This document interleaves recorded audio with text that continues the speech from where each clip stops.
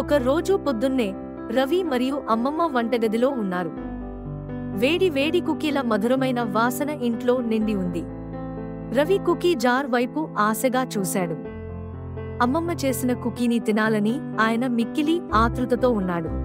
Ravi jar తీసి చూస్తే ఆశ్చర్యం! చివరి కుకీ కనిపించలేదు. అతను మళ్ళీ జార్లో వెతికాడు, కానీ అది ఖాళీ.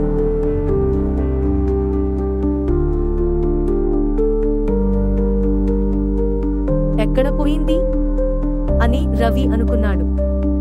వెంటనే ఇంటి మొత్తం గదుల్లో వెతకడం ప్రారంభించాడు. ఆల్మోస్ట్ గివ్ అప్ అవుతున్నప్పుడు అతను గమనించాడు, లివింగ్ రూమ్ సోఫాపై చివరి కుకీ ఉంది. కుకీ వైపు చూసి అమ్మమ్మని చూసిన రవి చిరునవ్వు మురిపించాడు. ముద్దుగా నవ్వుతూ కుకీని పంచుకోవాలని నిర్ణయించాడు. అది చూసిన అమ్మమ్మ రవిని గట్టిగా హత్తుకుంది. నీకున్నది చాలా గొప్ప మనసు అంటూ ఆమె ముద్దుగా చెప్పింది. రవి చాలా సంతోషంగా ఉన్నాడు. ఆ రోజు రవి తెలుసుకున్నాడు, తినడం కన్నా పంచుకోవడం చాలా మధురమైనది అని.